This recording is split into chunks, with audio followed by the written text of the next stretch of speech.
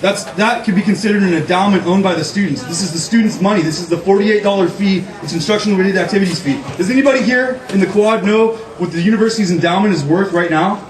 Anybody? Does anybody know the university's endowment? No?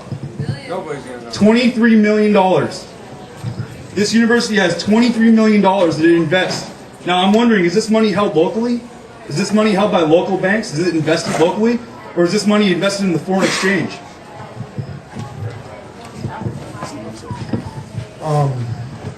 Yeah, I mean, so basically, yeah, these administrators here are acting as law prevention for corporations because their jobs are put in line. And I mean, the same thing goes with, having to bow down for federal law for cannabis on this campus. Like, you're not supposed to medicate if you have a 215, and this is a state institution, so that's a massive fallacy.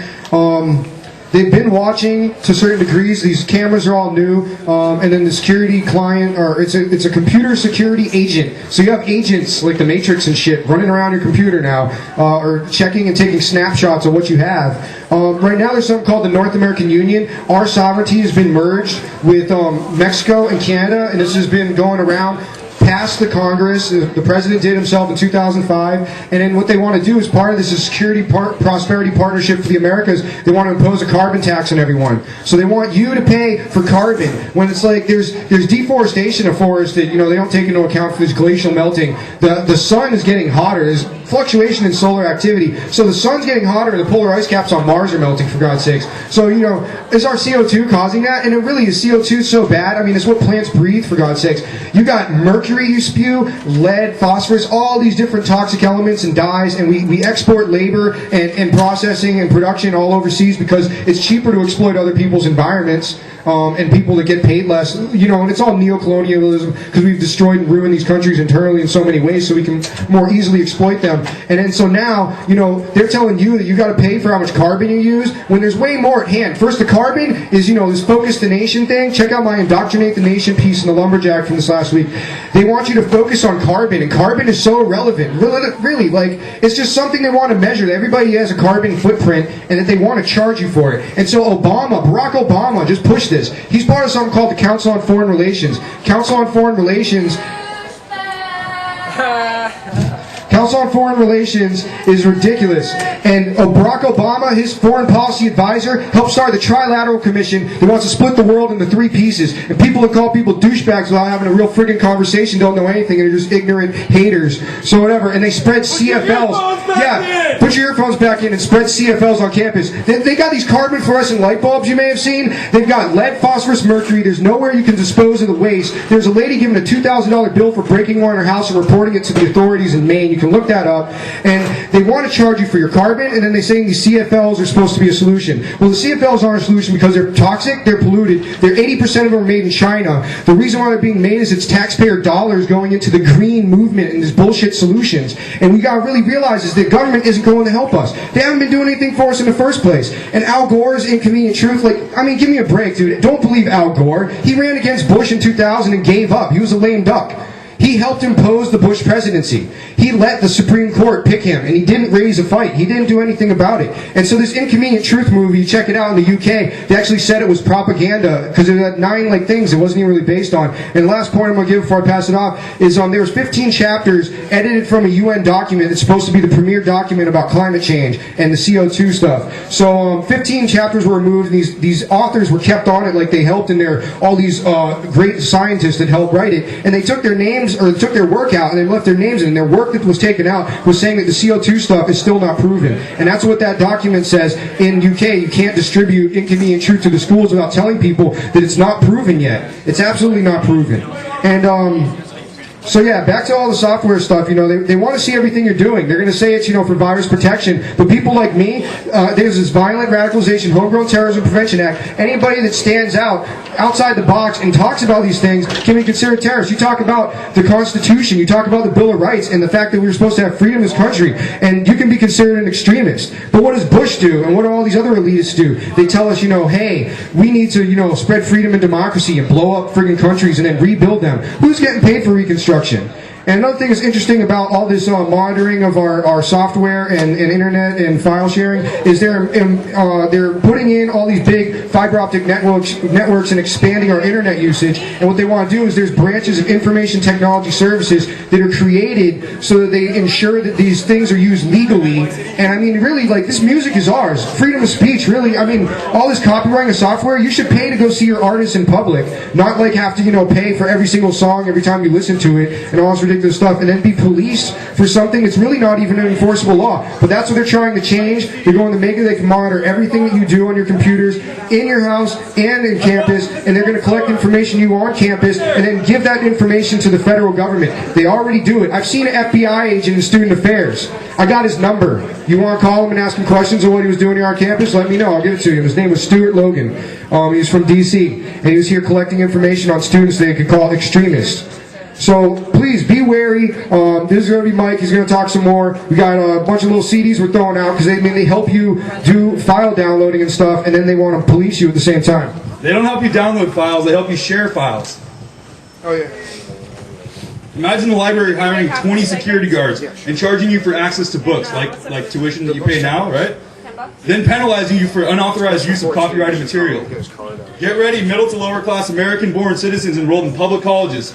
You are becoming the economic engine for those who are willing to uphold and enforce taxation on these students. By standing up for your right to a free education makes you a corporate terrorist. Stolen music, bunk software, burned DVDs, and printed book violations will put a financial bounty on your head. I'm sure that any copyright holder is willing to pay up to 40% in collection fees for monies not paid to those who have been infringed upon. If monies due are owed in part to those who rat you out, why do you show the camera in the quad, earphones from the iPod you bought at the bookstore? Hoodies up through the quad. All right, cool. No, it's pretty much all we got. We're running out. If you go and throw down, and we'll go towards more media in the future. Yeah, so I mean, you are relied upon as being an economic factor in everything that goes. You're supposed to be this mass consumer, all the media that you get. And I mean, for stepping outside the box, they're going to have everybody locked into it. And check out what they got in China. I guess they made horror movies are illegal, but you can, they're marketing horror. I mean, you could play World of Warcraft and, do all this violent, gruesome stuff, but it's because you're paying for it and you got an account. But I mean, you can't be charged every time you watch like a movie. So I mean, these are these kind of things. They're limiting your amounts of entertainment, and they're forcing you to rely upon them, the establishment and the elitists. And they want you to spend all your money through them, and anything that goes around them, they're gonna destroy you for it. They can take away your ability to get an education. That's what they're trying to do to me. I might get expelled. And they don't even have proof. So, I mean, I don't know how, serious off of a limb they're going to go. But they say it's pretty much circumstantial evidence. They say we have a preponderance of evidence. And my conversation when they were investigating me went from, first it was this could be a serious issue, Jason. And then it went to, it's possible that you could get charged. Or it's very likely you're going to get charged. Or we're going to get your ass. And then I just got a letter in the mail the other day. So, I mean, basically they're trying to get rid of students that first, stir shit up. And then also they're going to monitor you for your file sharing capabilities and everything like that, and what you have on your computer. And so, I mean, if you're up to anything, you don't want them to know. They're already checking your email. I've had a protest that it was, we were protesting a meeting last year in the spring, and it was canceled. The meeting was canceled. We didn't know it, and then they had cops walking around. And then they had a video camera set up, and they were videotaping me and the kids that were protesting with a sign. And then they told me a week and a half later after Virginia Tech happened, I better watch myself, and that this campus, somebody said that I was a threat that day. What do you know? I showed up. Well, what the hell kind of logic is that? I love this school. I love education. I love this country. And I want everybody to be free, and I want everybody to have access to knowledge and be aware of the oppression that we're all under. Because there's lots of layers of this shit, and until you start really picking through, all this blanket of oppression, you're not going to have any idea, or you're not going to be able to take any control over it.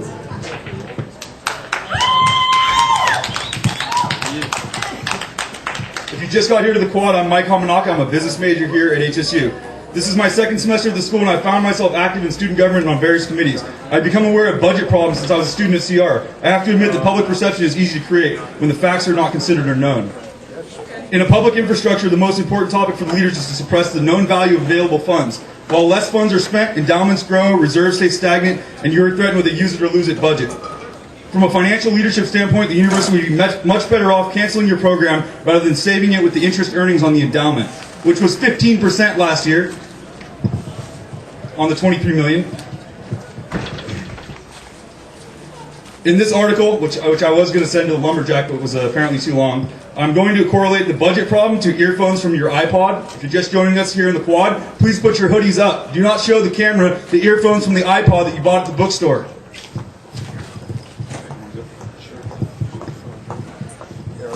Today's President's Day, by the way.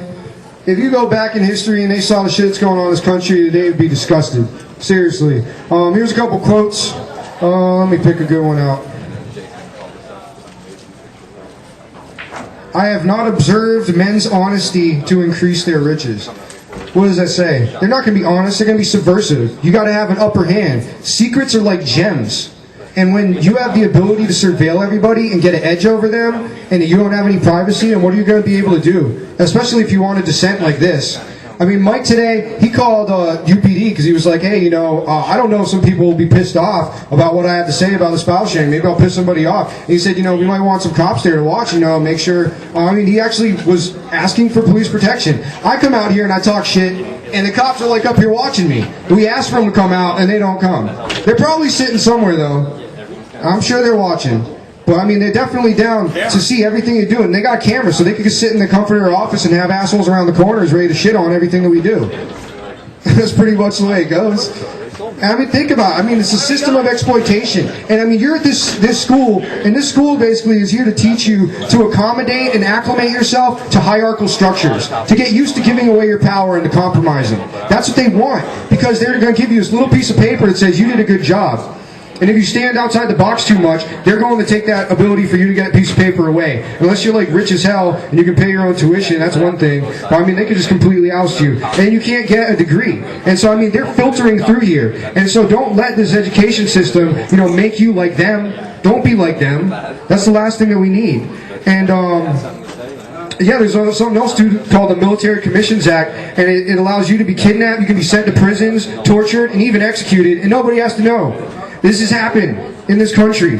And so, like I said, talking about freedom, democracy, and Constitution is a prerequisite for being a terrorist. And they rely on us. So, if you're good and you just consume media and you don't buck the system, then that's like the perfect little sheeple person that they want, going with the flock. And then when you stand outside the box and you make people wear this stuff and all this copyright law stuff and then invasive privacy right violations and destruction of our civil rights. This is a free speech zone on campus. How do you have a zone in a 1 hour block?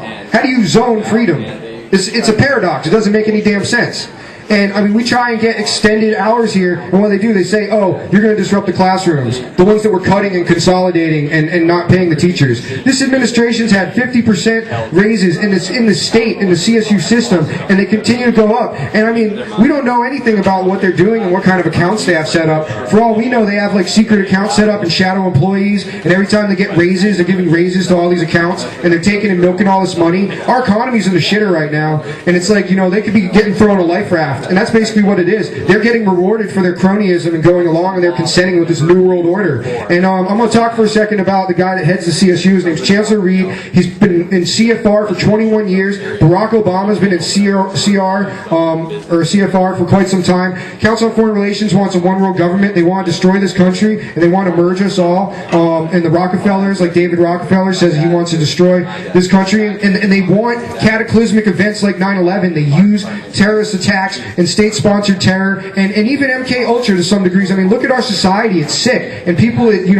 don't get it, and it doesn't make sense to them, and they get frustrated, and then they're ignored, they're cast off to the side. Their mental problems fester, and then they go crazy, like that kid over in Louisiana the other day that was firing on campus and stuff. And these kind of incidents. Was it that person's fault, or is he a product of his environment? And we're trying to expose, how everybody's being brainwashed, and you're all trying to have all this violent, crappy media pushed upon you. Look at movies today. They're like formulated crap. It's just like this churning gear of garbage that keeps going and going. And that's why there's all this crap out there to distract you. And think about how much time you'd spend, like someone who plays World of Warcraft. They learned about our Constitution and the history of this country. But they don't want that. They want you to be ignorant and your mind to be malleable and like clay so they can screw you. Yeah, it's a really simple formula that they have set up. Trilateral Commission, CFR, Council on Foreign Relations, these are all political and economic think tanks set up by the elites of the civilized industrialized world. And basically the plan is to consolidate all their economic interests under one household, one system, so that when political and economic dissent rises up, they can crush it quicker. And we see this happening with Halliburton just moved to the United Arab Emirates, so they don't have to pay American taxes anymore. I got this great quotation by Dwight D. Eisenhower from 1953, and he was very critical of the military-industrial complex and what it could mean. He was, of course, the five-star general in World War II who took us through that. And he says that every gun that is fired, every warship launched, every rocket fired signifies, in the final sense, a theft from those who hunger and are not fed, those who are cold and are not clothed. The world in arms is not spending money alone. It is spending the sweat of its laborers, the genius of its scientists, and the hopes of its children. So these elite people who are in control of governments around the world use the rest of the population to fuel their own personal gains. Dwight Eisenhower also says, "May we never confuse honest dissent with disloyal subversion," and that was from 1954. So this is a warning to us to be careful how we judge people, how we look at political movements, because in most of the rest of the world, if you have something bad to say against the government, they just send a squad car out, or really a paddy wagon to come pick you up, and most people never hear about you again. We see this in right-wing dictatorships around the world. The Madres de la Plaza Mayor in Argentina are these old ladies who walk around the plaza every Monday night to recognize their children that were lost during the Pinochet dictatorship, who was installed by the United States. Man, these leaders that we've had, today's President's Day, so we should go and pick a president, go look him up, see what he was all about, because we've got some great leaders in our time. John F. Kennedy said that conformity is the jailer of freedom and the enemy of growth. So let's be very careful when we conform to other people's standards, to other people's beliefs. When we listen to the one-liners that they repeat to us over and over on CNN and Fox and all these so-called liberal media outlets, which are corporatized media, which, if you believe anything that they say, then I got seafront property in North Dakota I want you to come look at. Who says this? Dwight Eisenhower again, he's the man. "Politics ought to be the part-time profession of every citizen who would protect the rights and privileges of free people and who would preserve what is good and fruitful in our national heritage." So we got to take it upon ourselves to be active in our government, whether that be local government, state government, national government, student government, all these areas that we have the power to, communicate our own ideas and our own beliefs into what we see and realize every day.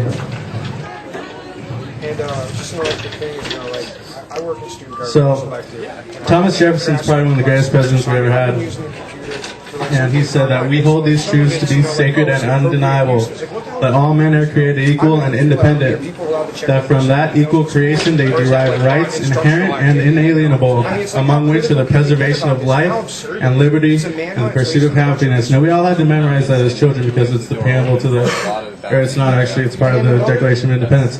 But we also have to notice that why didn't that get included in the U.S. Constitution? The Declaration of Independence is just a philosophical treatise that some people wrote when they wanted to get people riled up. But when they actually implemented it into Congress, the Continental Congress that wrote the Constitution in 1787 had convened under secret, and the populace was not allowed to participate in. That's why we didn't get that nice little line from Thomas Jefferson being included in the Constitution, because it doesn't really consider that very important. We had to add the Bill of Rights later because of what was lacking in the original Constitution.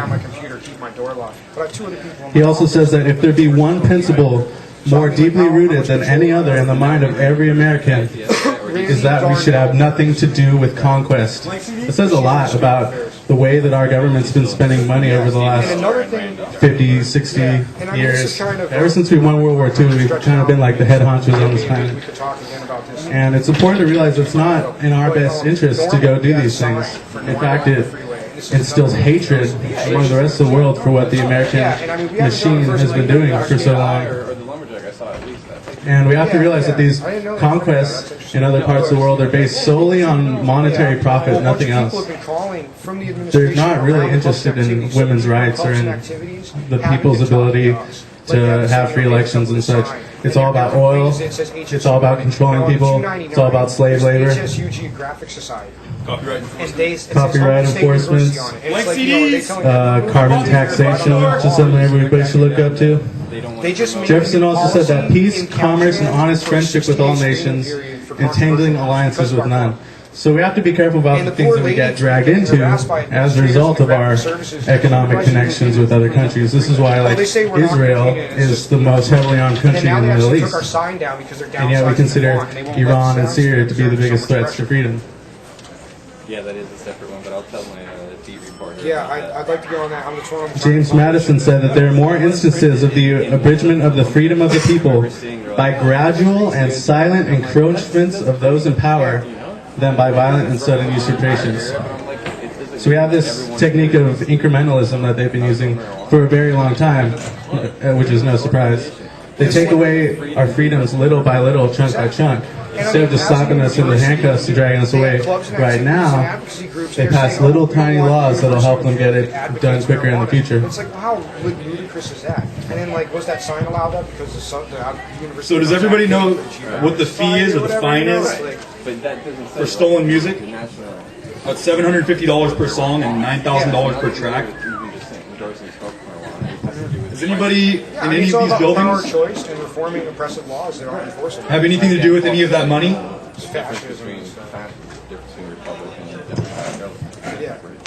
So yeah, we got to be careful about, what is illegal, what can we get chapped for, and why are these things being made illegal?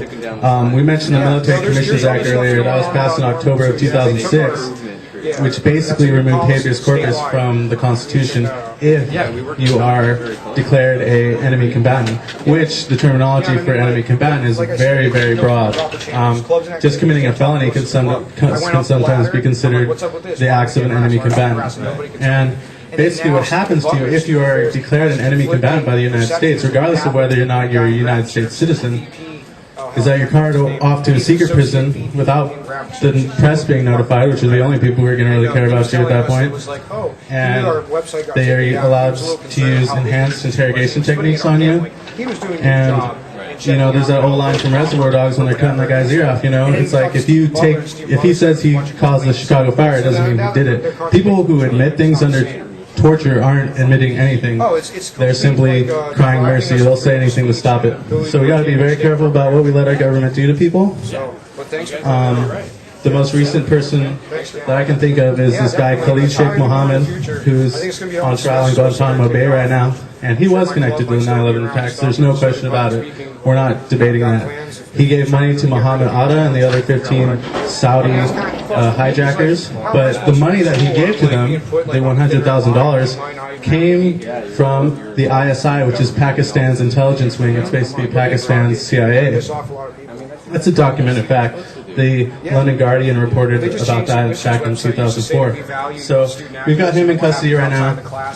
He's not being allowed to contact any lawyers or have any sort of defense for him in the military trial, which we have nothing to stop because it is a military trial, of course. But the very fact that the court, his case is being held entirely in secret with no one being able to see makes me very suspicious, If they've got hard proof evidence that this guy was involved in 9/11, they should be able to have a public, court case where if we don't allow to participate, at least we're allowed to hear what's going on in it. So we got to be very careful about the kind of laws that people pass and what they're trying to prosecute people for. Woodrow Wilson said that liberty has never come from the government. Liberty has always come from the subjects of it. The history of liberty is the history of resistance. And John Quincy Adams says that you should always vote for principle. Though you may vote alone, you may cherish the sweetest reflection that your vote is never lost. So we've got this whole mentality in our system that we should stand up even if we're the only ones standing alone. But it's very little put into practice because of the fear that's been spread to us over the last decade since 9/11. We got to be very careful that we don't let the fear turn us into a fear-based state. We can't be ratting each other out for every little thing that we hear. We can't be suspicious that, you know, that weird quiet guy in class is going to come do something, and I'm sorry to even bring that up, and, you know, what happened very recently. But that's the way it goes. Robo was targeted for being a threatening person right after Virginia Tech. I remember that. And it was probably because he had an oversized backpack where he put all his papers and books in. So we got to be really careful about jumping on the bandwagon. You know, we got George Orwell who warned us about the 2 minutes hate, you know.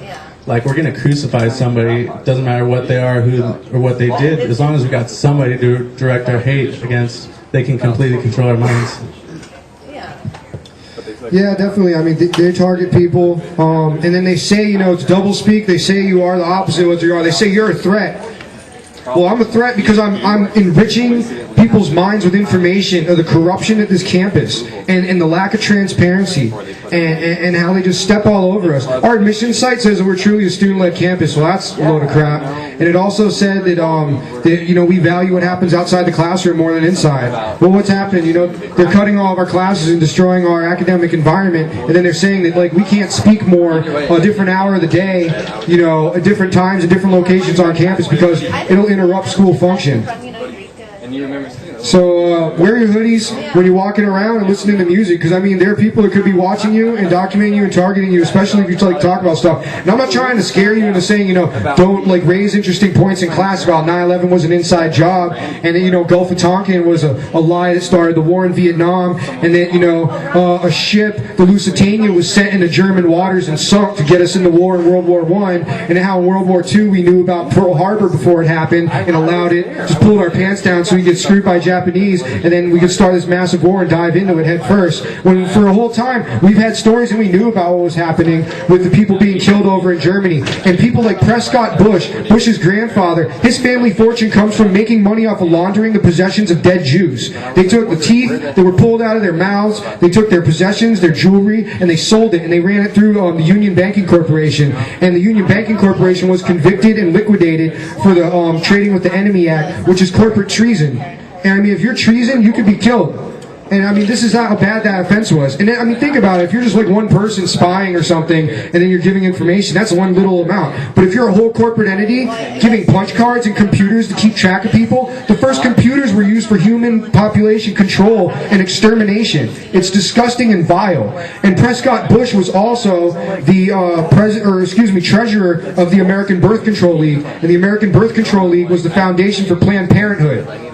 And so when you think, you know, Planned Parenthood's helping you out, they will have that illusion, just like our government tries to perpetuate. But I mean, think about it. It's all about eugenics and population control. They want to sterilize you. Actually, the American Birth Control League, before it became Planned Parenthood, sterilized people. There are sterilization laws in this country to prevent you from having kids. If you had a friend that was in trouble, you know, you ever got in trouble with the law, you had a family member, or somebody, you know, might have had a brain disorder or like a deformity or something, to say, oh, you can't reproduce anymore. I mean, how Hitlerian is that? And he actually dedicated his work in Germany to American eugenicists, and it's really important.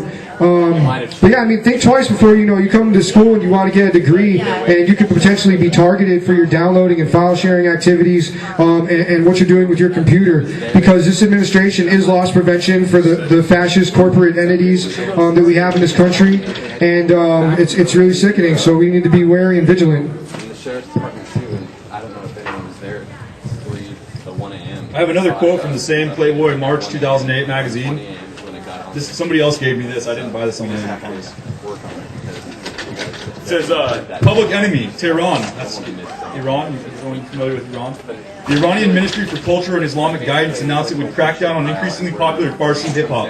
The ministry will close underground studios and confront rappers inspired by the American Farsi hip-hop scene based in Los Angeles. Local producers and MCs in Iran have started to create their own music, mimicking the accent of American Farsi speakers and dealing with social, sexual, and political topics. To perform openly or sell albums in legitimate music shops, Iranian musicians need a government license. But bootleg CDs and internet distribution of songs have allowed hip-hop scene to flourish beyond the reach of officialdom. Now the government wishes to find a solution to internet distribution. On campus, we have the security agent. We also have the bookstore. Free CDs! Yeah, and I want to bring up the point, we're not trying to scare people out listening to iPods and downloading music, because I think that's awesome. And we're not trying to say that the administration's going to come and like hunt you down and give you a huge fine just because you're listening. It's like a broken taillight. The cop's not going to pull you over until he thinks he's got a reason to, and that's going to be the reason they're going to use to pull you over or whatever. However, university administrators have an obligation to the record labels to turn certain students in. If universities are not turning students in, then what are they doing? Are they aiding and abetting students? In fact, are they not giving them the materials that they need to share stolen music right there in the bookstore? You can even buy iPods up there. Can you believe that? Wear your hoodies in the quad. Yeah, because today's a holiday for us. Yeah, I know. Someone tried calling and they said that your lines were all down. Okay, I got another good one by Jefferson. A strict observance of the written laws is doubtless one of the high virtues of a good citizen, but it is not the highest. The laws of necessity, of self-preservation, of saving our country when in danger, of higher obligation.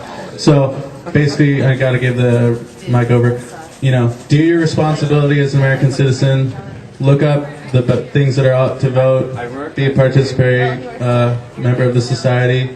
The vote counts. Get out there. Speak your mind. Don't be afraid to be alone. Don't conform to your friends or what your family say just because you respect their opinion. Go look these things up.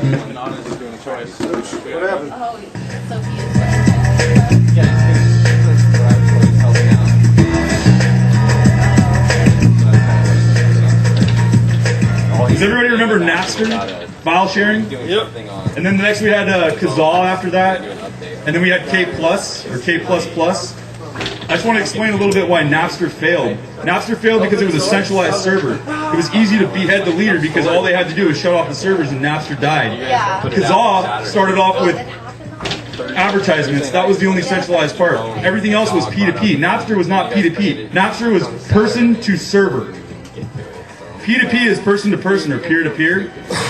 Kazaa is peer to peer. The only centralized part they had was advertising. As soon as the K Plus came out, that was advertising free, peer to peer music file sharing. As soon as K Plus Plus got regulated on, then a whole host of other peer to peer software applications came out. LimeWire and I don't know, anybody else? Does anybody know of any peer to peer file sharing software programs?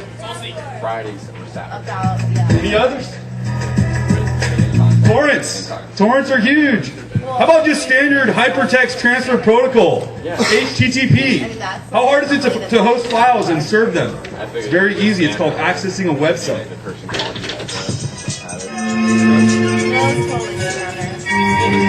Free blank CDs! Blank CDs! I bought these at the bookstore! Burn and share! Well, yeah, man, this mass media system is trying to preserve and expand its market and make you enslaved to buying only their crap. And I mean, think about the mass media in the system. Like, I know some of y'all out there listen to some real-ass good music. Like, why ain't there a fucking radio station that plays reggae anywhere? It's always like maybe a reggae hour. Like, if there was a reggae radio station, there would be a damn revolution tomorrow because it would change the consciousness of the people. The shit that's on the radio today is garbage. It's about getting drunk, getting shiny, stupid shit that's valuable because, we're like high value, classy country, and it's stuff that doesn't even matter. Doesn't matter at all. Nice cars and having like these goods, and it's this hierarchical system that you're supposed to have as much as you possibly can and keep climbing this ladder. And that's what this is all about. And it's about how much money we spend on alcohol. We're a market for like mass consumption and distraction and changing our mind state. Everything's really a drug. Think about that. Like everything you do in the very basis, there's chemical reactions being sent in your brain to make you feel certain emotions and all these things. And that's what the pharmaceutical industry's helped doing. It's like, oh shit, the population's not down for the New World Order and all this fascist crap, so we got to give you Paxil and Xanax and oh shit, Prozac, Ritalin, Coca-Cola, everything is totally, but yeah, all these drugs, they want you to change your mind state and to make you happy and to make you like complacent for the New World Order and all these oppressive systems. And so they rely on you and they rely on your consumption. And they can make things better for themselves if they increase how much you buy. So cracking down, for instance, on downloading activities and monitoring your files and stuff, like you said, it's like a broken taillight. They can screw with you all the time. And so the mass media doesn't play music like Dead Prez or Jedi Mind Tricks, or it doesn't play Bob Marley, like the real stuff, like they'll play like the Jammin' or whatever, but songs about rising up and destroying, you know, the systems of oppression that we have been bestowed upon us to get rid of in the Declaration of Independence. That's a great document. Read that sometime. It says, anybody whose pursuit of life, liberty, and happiness, if they're being inhibited in their pursuit of these things, that they can take down that government and establish a new set of systems that does preserve those rights. Yeah, Jefferson says, what signifies a few lives lost in a century or two? The tree of liberty must be refreshed from time to time with the blood of patriots and tyrants. It is in its natural manure. So it's natural for us to rebel against our governments. And if, you know, we're not talking about violent revolution, let me just like put it out there really quick so we don't get arrested. We're talking about grassroots revolution. We're talking about showing up to the polls. You can't hear me, listen to music. Speaking our minds. This is all about money. That's all it's about. Selling us every little bit they can. And, you know, people act like, you know, there's this huge economic crisis. It's like, well, divert some money from the defense fund then, you know. When I was in Geneva, Switzerland a few years ago, I was at the United Nations headquarters, and they had this statistic about all the money spent on defense in the year 1987. That was the year I was born. Just that 1 year spending on defense for all the countries around the world could have fed and clothed the entire world for like 300 years straight.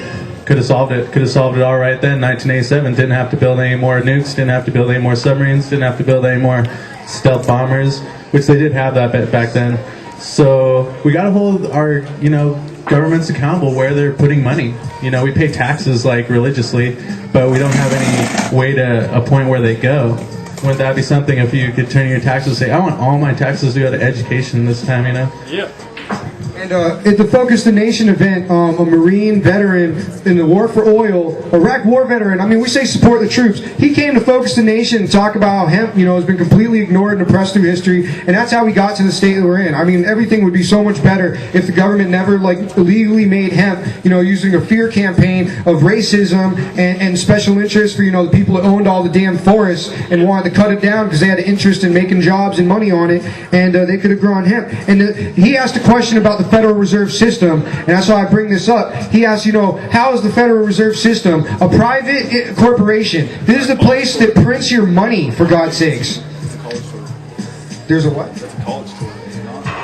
No, the Federal Reserve has started the same year this university did, and they want to ensure that they control our money systems. And there's a quote from this guy, Mayor Amschel de Rothschild. Rothschilds are the richest family ever existed on this planet. Look them motherfuckers up, because you don't know about them, because they don't want you to. They've written themselves out of the history book. The Rothschild families had half of the wealth in control.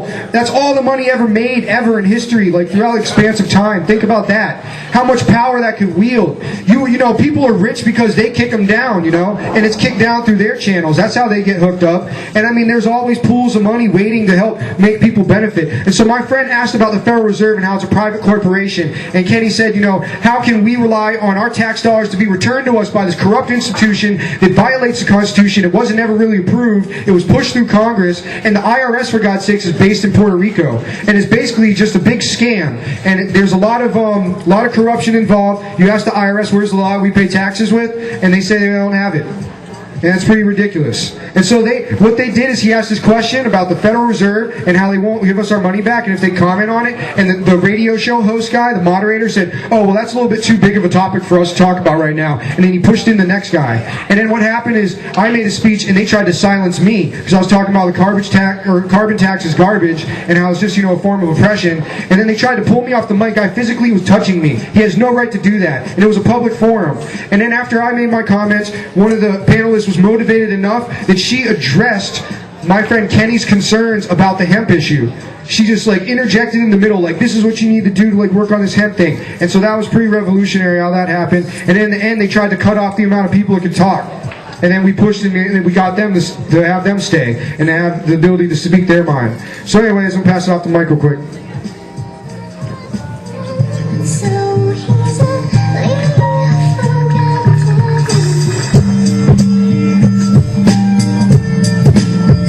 Hoodies up in the quad. Put your hoodies up while you walk through the quad.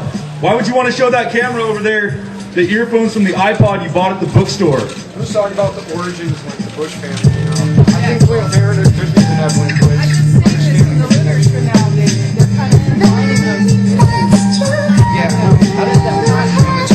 Just some new people here in the quad. I guess I can read this again.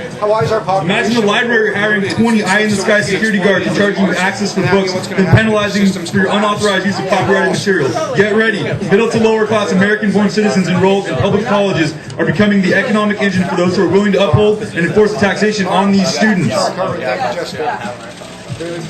By standing up for your right to a free education makes you a corporate terrorist. Stolen music, bunk software, and burned DVDs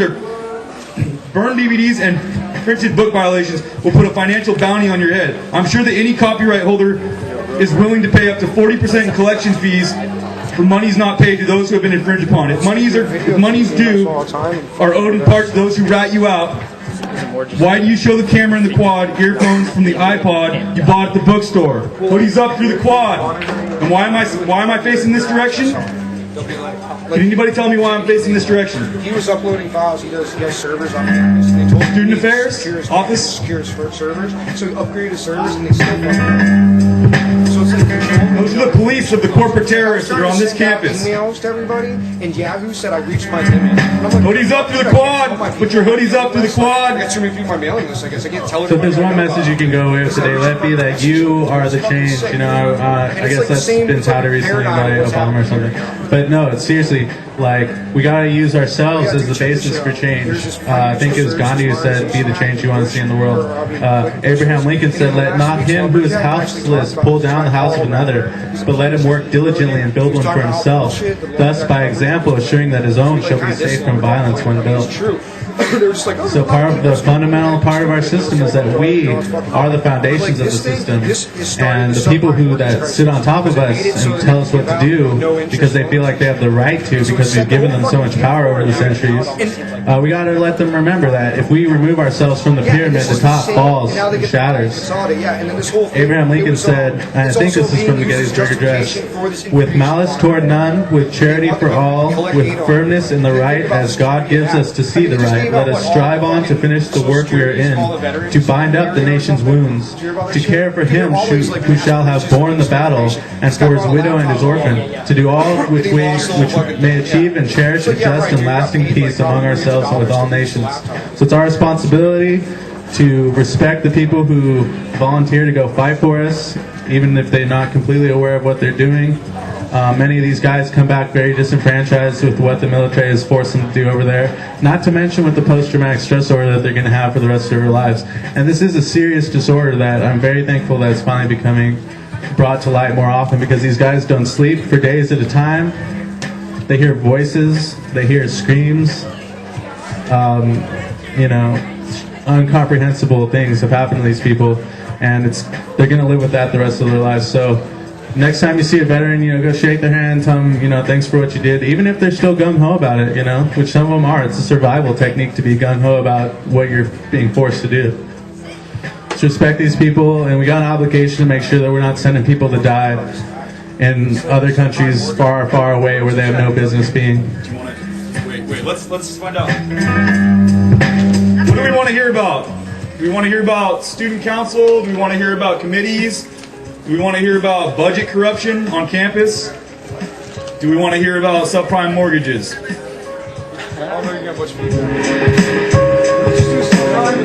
Okay, subprime first.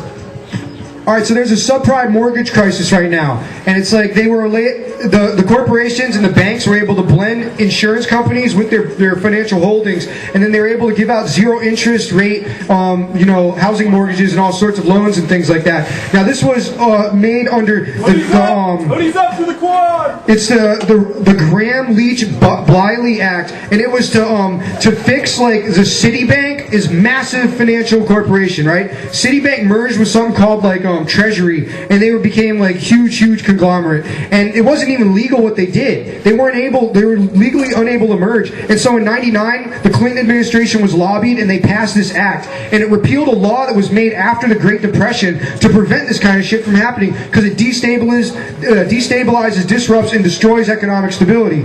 And And there's subtler ways to maintain social control than like you would think, you know. They're going to control you in other ways. So this Glass-Steagall Act, which was made in 1933, it was basically repealing it has created the most serious fiscal crisis since the Great Depression in this country. And then, so on this thing, the subprime mortgage crisis, how you think this is related to the downloading, is this same act that was made, the Graham-Leach-Bliley Act, was used to justify creation of information technology services monitoring on campuses. So they're saying, we're monitoring your information and collecting data on you to store with the federal government because of the same act that caused the the subprime mortgage crisis that's destroying and disrupting our economy and impoverishing America. People can't even pay for their homes right now. Subprime mortgage crisis, look it up. This guy, Robert Kuttner, Kuttner, he's the one that's gone into this about how the Graham-Leach-Bliley Act, it was a piece of propaganda and cronyism for the Clinton administration.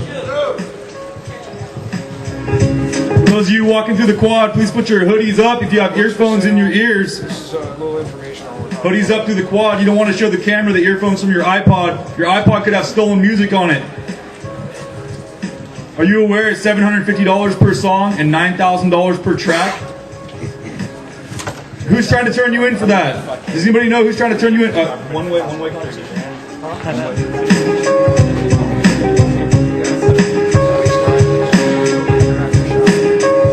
Hey man, would you like a blank CD? I bought this at the bookstore. I want you to burn and share. Burn and share. Decentralized sharing. Don't use peer-to-peer. Use CD to person. CD to person. Pretty soon there's going to be Blu-ray. 50 gigabytes. Who's got 50 gigabytes of entertainment on their computers? Yeah, 50 gigabytes. Right here we got 700 megabytes. Burn and share. Who can afford that $1 a track? 50 gigs of music. Put your hoodies up through the quad.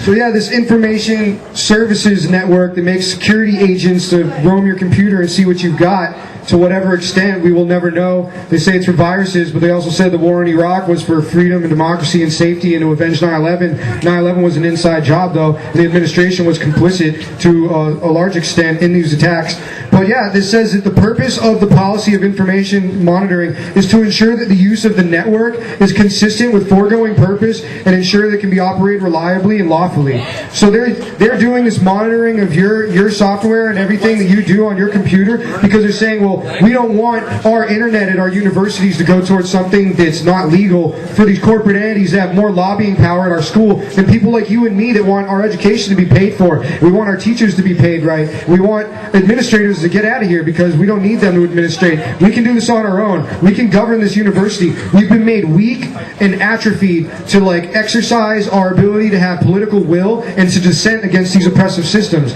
And our awareness of them has been shut out. And so our ignorance is so vast. And so it takes time to start opening up and seeing what's really going on and illuminating the situation. But it's a very dark landscape. And this speech today is like a thunderclap on the dark landscape that we all exist on in this campus. But there is information control. There is corruption. There is an administration that is more receptive to corporate interests. Another thing I want to talk about is my club Normal is actually, we had our freeway sign for Adopt a Highway. And they had these guys calling me from the university without going through the clubs and activities office in the Normal channels, calling the Caltrans people and saying, oh, well, it's like a PR stunt. They're not going to clean the highway. And they took our sign down because they said they didn't want to have HSU on it. So I said, well, we'll make the HSU smaller, but actually there's a Geographic Society that has a sign on the 299. They had to adopt a highway. And so the Geographic Society of HSU can have HSU on their sign, but Normal, oh, that's too controversial. Don't want to seem like the university advocates something when there's a club on campus that's doing something positive to contribute to the community.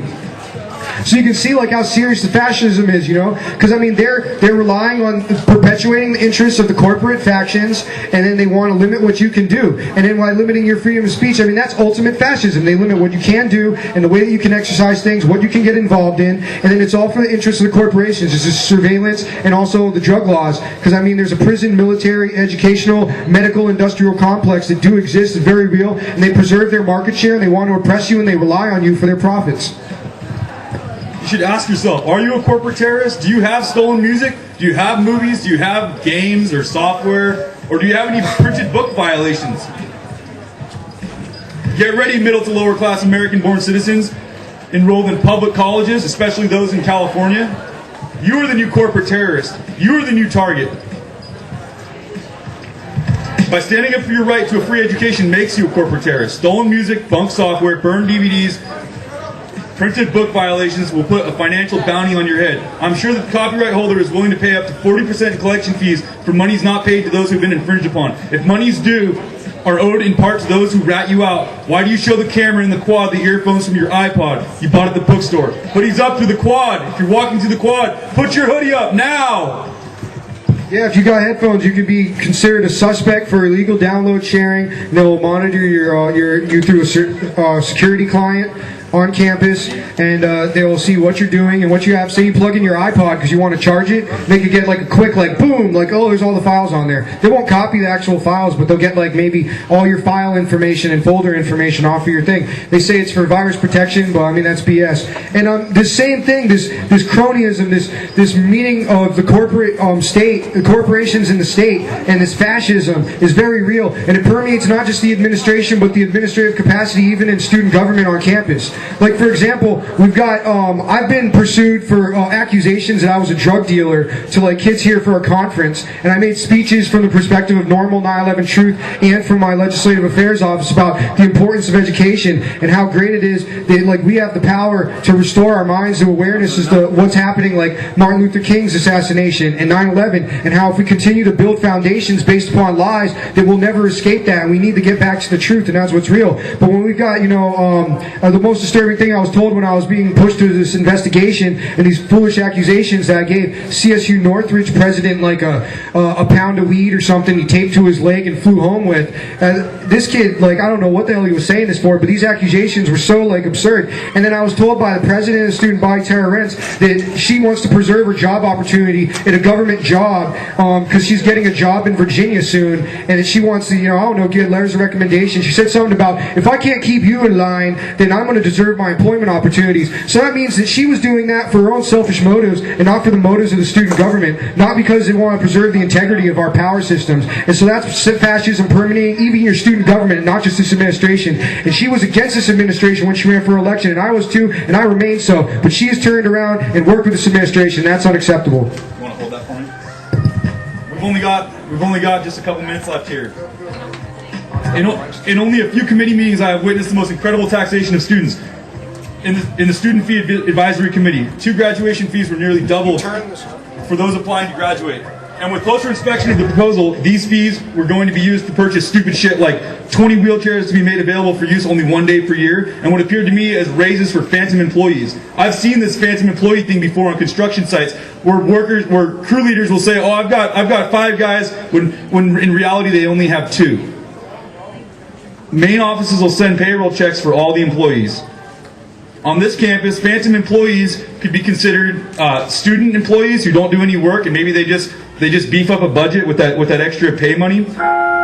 I tore apart the proposed fee increase to no avail, and just so you know, Student Body President Terra Rentz voted for increase and it passed. The next Student Fee Advisory Committee was a vote that made what I would call an illegal increase for student medical policy. I suggested we call on speakerphone to be sure that Stephen Butler made a strong suggestion to disregard an increase the moratorium from Chancellor of CSU stated that no student fee increases shall take place this semester or next. Last semester, a flat fee was assessed with tuition, and you were able to go to the health center for any problem with little or no fees. This semester, that is not the case. In order for the health center to gain control of a runaway budget, they are now assessing a flat fee and a la carte fees for each service. Next time you fall down the stairs and you become ill, be aware that you are expected to make payment at the time of service. See the health center website. And just quick interjection. I was sick a few weeks ago, and I had 104 temperature, and I was really sick, and I called, and they said, oh, we don't have any more appointments. Please come in tomorrow. And I met a girl actually the next day that she was told on a Friday, come in Monday. And I mean, they don't serve you anymore. It's ridiculous. And they say it's because they can't afford it.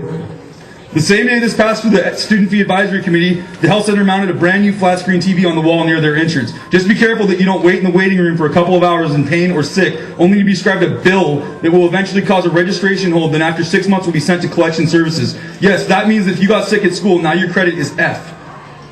This frightening change passed right through the SBAC. As a student, you should know that Terra Rentz made a serious arguments for the increase in order to protect her legacy. Quite a disservice to students, yet quite a favor for staff. Terra, by the way, just made several hand-picked paid appointments to vacancies on the student council and the board. You know this. You know this if you were at. You would know this if you were at the student council meetings. You just paid for leadership involvement. Did you know that? Shouldn't leadership involvement be of true interest rather than paid interest? We will talk about decentralization here in about a minute. The diversity program. Oh, no, I'm not going to talk about that one. This one's really important right here. Instructionally related activities. This is the pot of gold with a $700,000 annual and increasing budget and another $300,000 in reserves and a $15,000 current unallocated budget.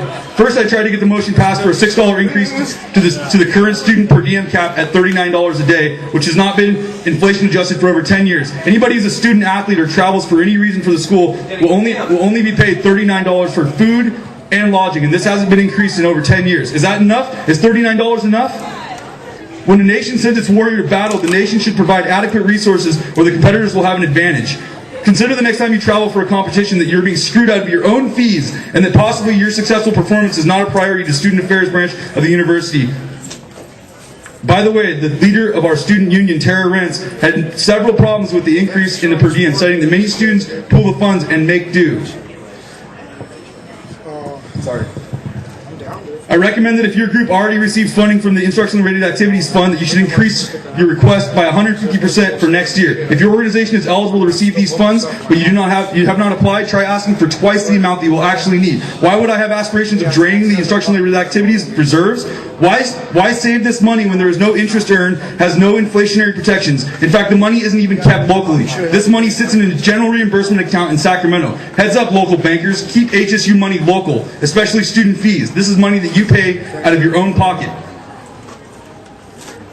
Speaking of, I had a conversation with Richmond 2 weeks ago, and he told me that the school has a $23 million endowment, which earns 15%, earned 15% last year. That's a significant amount of money.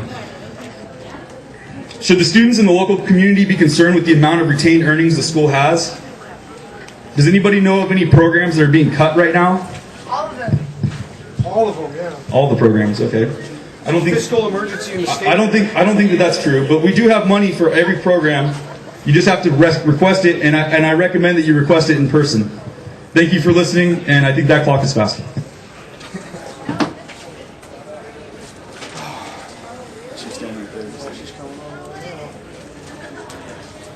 You want to field it?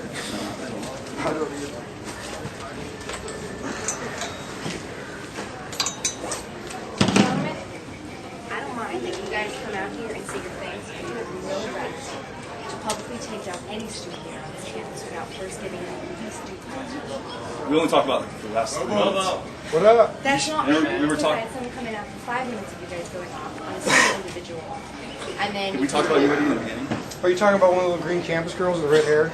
No, I'm talking came about by, We were talking about copyright stuff. You know what? I don't care what else you're saying.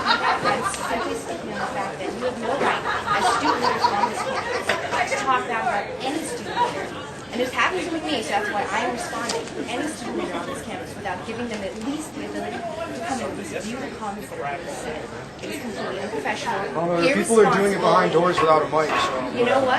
Behind doors is one thing, but the public slander of another individual without the ability for them to respond. It's not slander. You're saying what you saw at a meeting, and I said Free what I speech was right here. I mean, this is the free You speech guys can circle talk right here. but there's a level of respect that comes with people willing to take the responsibility. That's of why. being That's why I able to didn't send this through Lumberjack.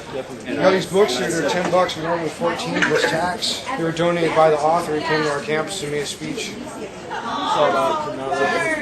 It's all about like instead of just focusing, on how the tower's going to fall, it kind of goes along the tangent of like how our government was complicit and they allow these terrorists to come into the country, and that they also have a history of protecting them. Like there was this guy who investigated 2 of the terrorists that were put on the front page for the 19 hijackers. 10 months before 9/11, I have like he an reported acid the feeling in my FBI. Then after stomach 9/11, he's like, "What the hell?" I reported them. He said, "Oh, we didn't know anything," because they don't want to see. Oh, we knew there was going to be a terrorist attack. And then this guy was actually poisoned and killed for his report. Really? Yeah, so he's like someone like me, he's a little older guy, but I mean, he had a report he was presenting to Congress, and then they screwed him. Well, I'm really not trying to step going at it. I'm pissing off a lot of people. There's a lot of people who are pissed, and I'm already hearing about it, so I'm like, well, I might as well just keep fucking going, you know, full steam ahead. Why don't I fucking, you know, I'm not going to back down. It's really not about slander me or say that I'm nuts or like, oh, they don't even talk about what I'm talking about. They just say, oh, It's not about like that. but yeah, man. Yeah, dude, please fucking show support when you hear people talking shit. It's like, no, you know, we're talking about real shit. They can look it up themselves. Don't just fucking plug your And right ears now and walk they're around. bad mouthing the student. Myself, actually. So Yeah, man, I you grab like bumper stickers and stuff. These are what we're selling. But and then this is, I think this is Zeitgeist.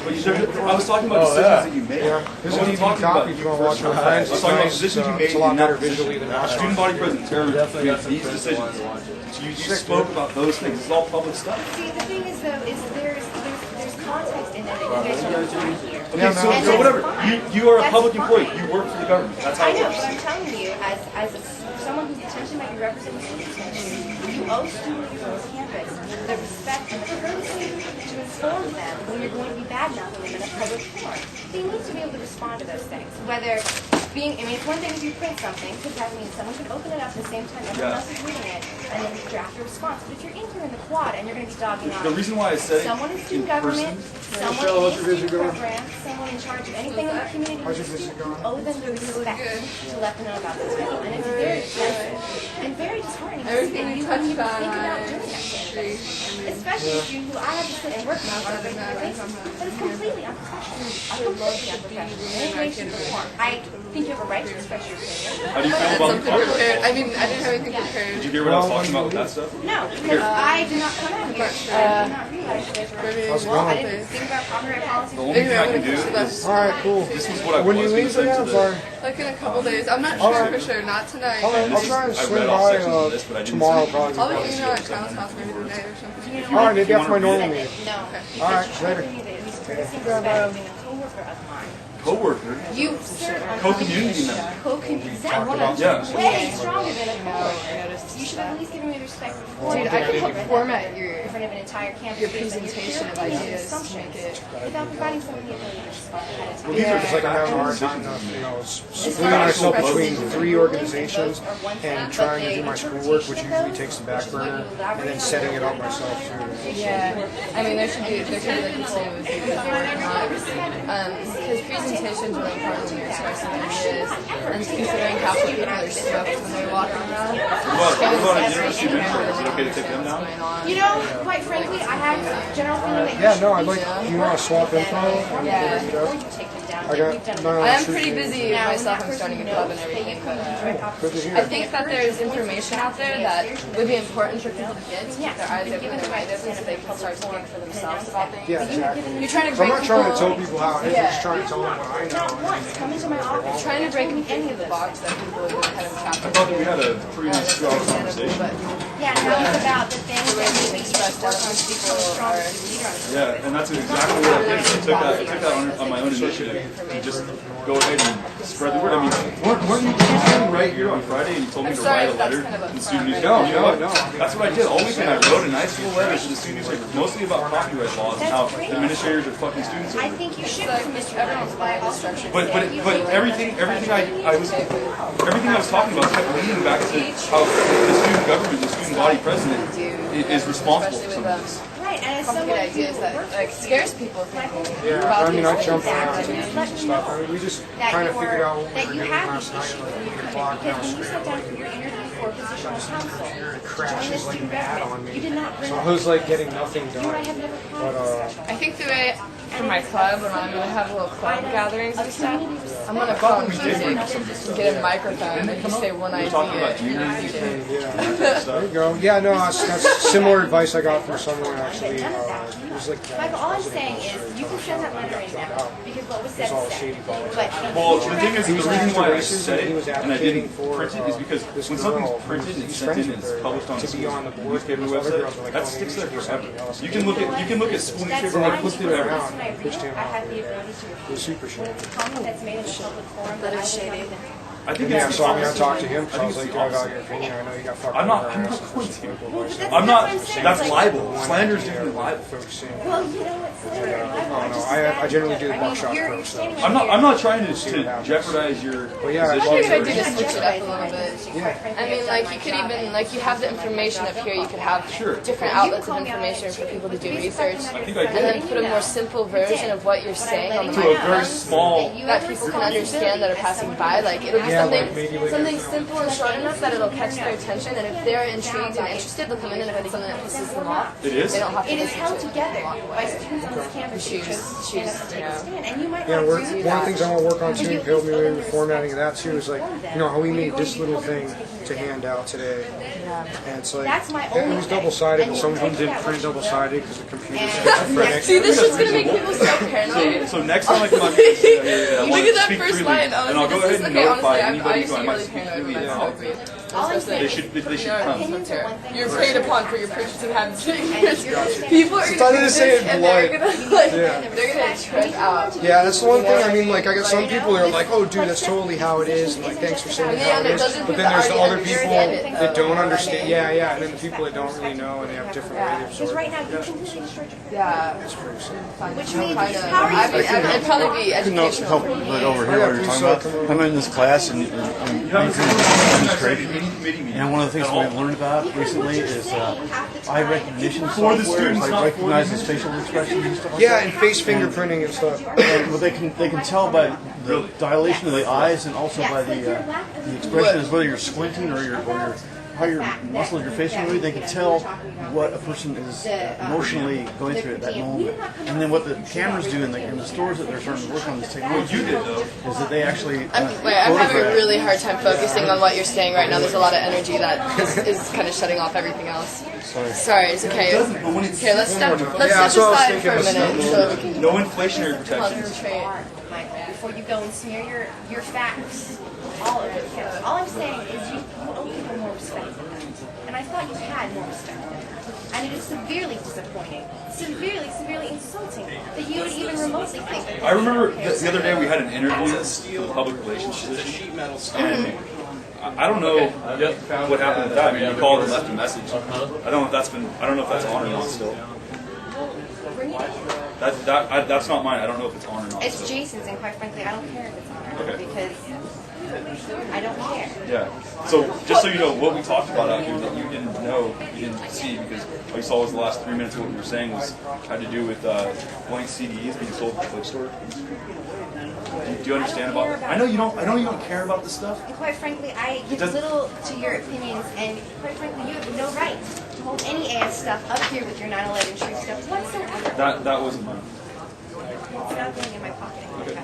This is actually what I was showing off here, was how the bookstore sells blank CDs and computers and thumb drives and teaches you how to burn CDs and DVDs, and when new blank Blu-rays come out, then people are gonna be able to burn and share 50 gigs at a time. I'm not here debating I'm talking about preservation. I'm talking about public slander of another student around this campus and how that is a complete lack of responsibility and respect on your side. And you need to change that if you're planning on doing that. Now, I will not be here. So quite frankly, I don't give that big of a fuck what you choose to do with things and if students come up against you or not. But I would hope that if you want to stand up and actually be a leader for these students, that you can at least start showing students respect.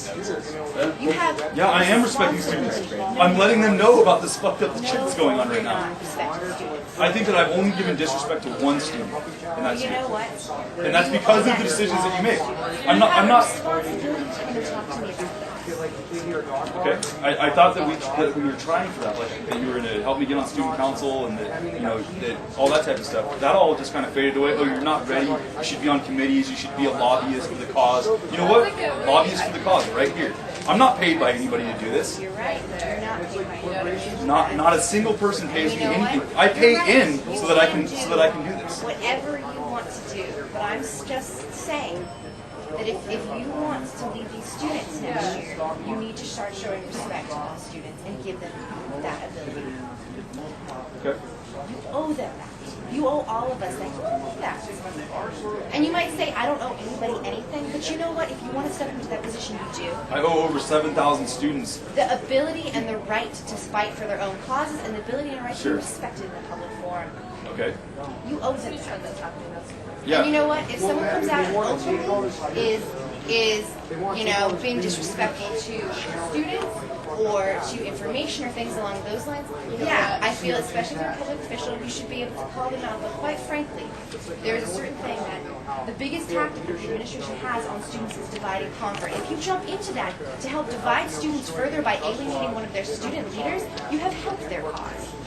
Michael, it's respect. Divide and conquer, I don't think that has anything to do with this. It has a lot to do with it. It's all about If you've been on unity this and campus for a little bit more than a year, decentralization. you might have seen that divide and conquer is one of the #1 tactics used by the administration, the CSU system, and the state of Well, California. this semester it's something different. It's called copyright infringement enforcement. It's not the only thing that the administration is doing.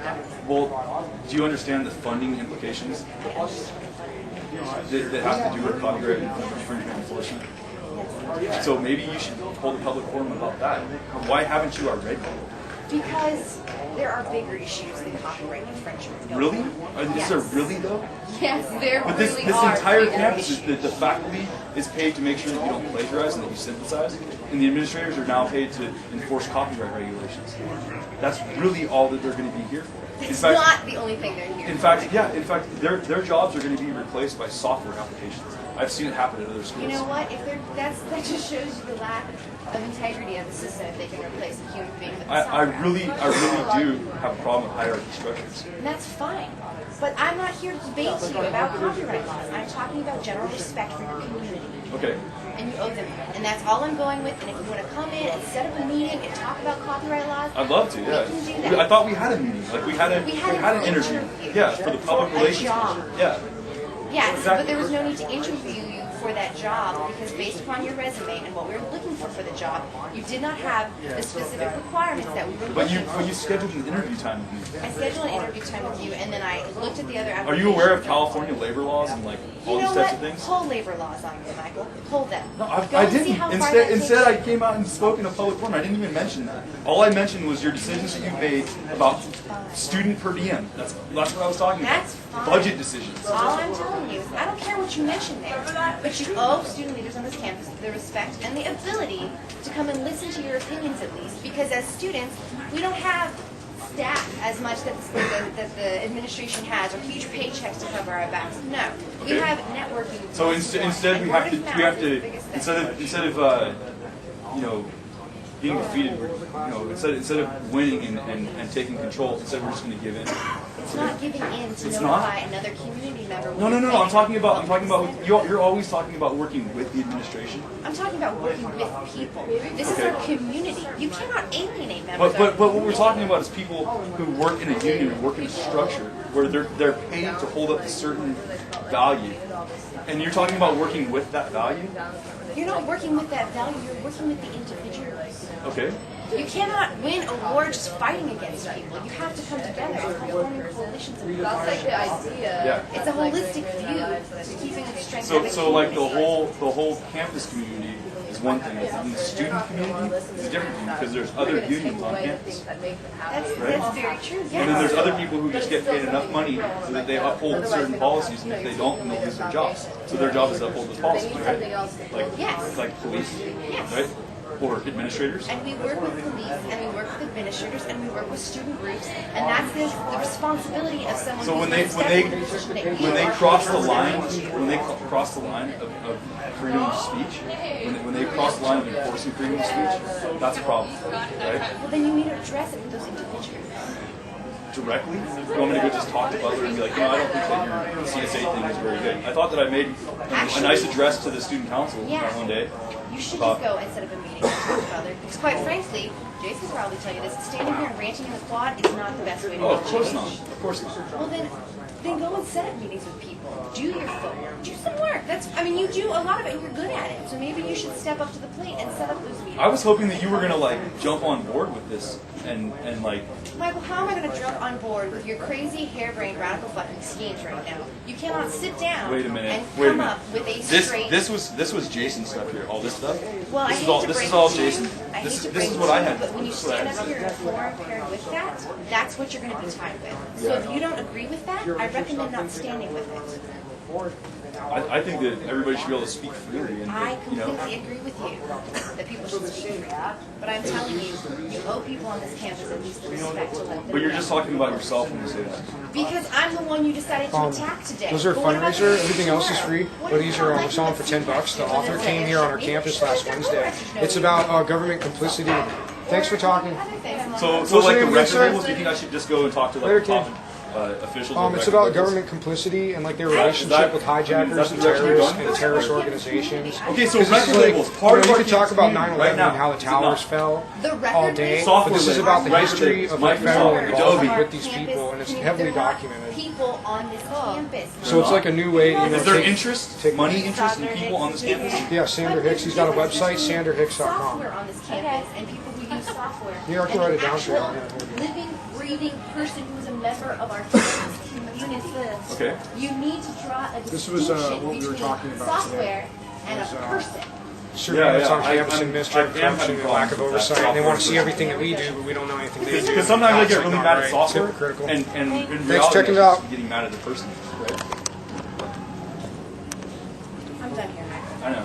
I just want to say, if anyone knows, if anyone who wants to buy a brand new notebook, it's an HP. You're a little late for making a public announcement, dude. We've already done that. Notebook, what is it? It's a brand new. Try Craigslist. How much? Compact V6700 RA. Well, if you are, give me your number and write that model number down. I mean, I'll check it out. Okay. I mean, I always It's need, on the internet for about $1,500. I always need I've media also seen stuff. it So for I less. put your stuff down. I'll check it out. Hey, How's it going, man? 7 o'clock? 7 o'clock's normal tonight, and Thursday at 7 will be 911Truth. I didn't really focus too much on anything else. We're just going off on tons of shit. It's normal for legalization. Yeah, for reform. I mean, like, we're not forcing anybody to smoke a joint. Yeah. It's just like, if people are going to smoke, we shouldn't imprison them in a mass system and waste our tax dollars on it. And it makes violent criminals because what does it do? It raises the cost. So like it's more valuable when it's illegal to grow marijuana because people aren't going to grow it when it's like super illegal. Same thing with the 20s of alcohol. Yeah, so they set their own market, they regulate it, and that's what it is. And I mean, like the CIA brought like tons of cocaine and stuff to like destroy the civil rights movement in this country, and it's like things like that have happened. Yeah, so I mean, same story, different day, Has this been recording the whole time? Yeah, dude. She's pissed, dude. Oh man. So I mean, we can catch her up. Hey man, do you have Francis? You got a cigarette, man? You're like, I want to smoke. I'm amped. Dude, did you hear my shit? No, dude, I didn't. What are you talking about? Dude, she fucking tore. She attacked my shit, dude. She's so pissed. Oh, dude, we gotta like have a bout for her. She's gonna come out. And then like next against me, he's gonna be so dusty. She sits like right on the room. Like, Dude, you got fucking. Dude, the reporter was here 20 minutes after I talked. They sent the Daniel guy. Yeah, that dude's sick. He covered normal, dude. Did you tell him about my name and shit, or? Yeah, I told him our names and he's gonna get it down. He got a picture. He's gonna put it in there. And I told Dude, him. this is front page material right there, don't you think? It's like some of the stuff I was saying was like stuff people haven't heard on campus yet. Yeah, I should. What do you think? Did you watch my whole speech? No, I didn't. I watched part of it. Did you hear me talking about copyright Well, look laws up, and stuff? And look up today's date and HSU Yeah, I and did. I UC heard Quad. you. We'll have this posted online. Copyright laws and also about tuition. No, they can share.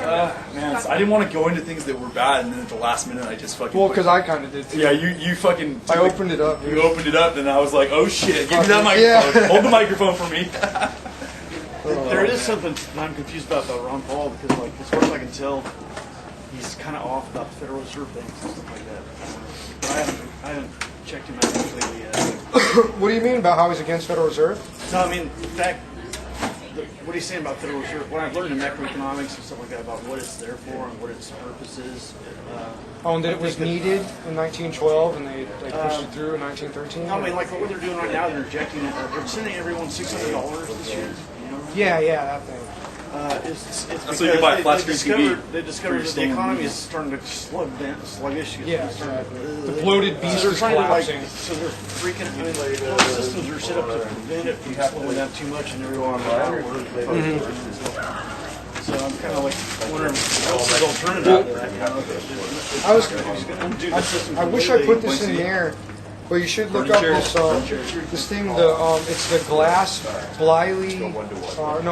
Lease Bliley Act or something, and it was passed in '99, and it was how the subprime mortgage crisis happened because it changed the laws like of regulation for banking systems, and it made it so they could do those like zero money down and no interest shit. Like that's how that happened. That was illegal since 1933, following the Depression. And then this guy, his name's Mr. Wheel, and he was the dude that owns Citibank. He was the chair of Citibank, and like a bunch of people were pissed 'cause he's all old and he wouldn't step down. He stayed in the chair. And what he did is he merged his company with another one called Treasury, and that they merged, and it was massive and it was illegal. And that happened in like '97, and nobody did anything. And then by '99 they passed this act, and it covered their bases, so it made it legal. So like they retroactively made something they did illegal legal, and then the same act is being used as justification for information gathering on campuses. And like, you know, and I mean, I have questions about the security, first of all. You know, it's like, that's something we didn't really go into. That it's like, you know, like they're gathering information, and who knows if it's secure. Like, what happened is their fucking laptop with everybody's social security who was a fucking a veteran, and the guy like disappeared. It just, oops, I lost it. Like, that's fucking ridiculous. Like, I mean, our information is not secure in government hands, and the fact that they're consolidating their stuff and making it more accessible on our campus is disgusting. Hey, give me 5 minutes. All right, man. Yeah, nice talking with you. Yeah, take it easy. I'll see you around. Yeah, that notebook's like still sealed. It's still it's still got the plastic seal on it. Yeah, I don't know. I just bought a laptop. It's been. I don't know what to do with it. I'm thinking about selling it on eBay. Yeah, I don't know. I went to eBay and it's so new that there's not even one on eBay. You couldn't find one on eBay? Wow, that's funny. Cool. All right, well, have a good week, man. Spread the word, the truth. Yeah, totally.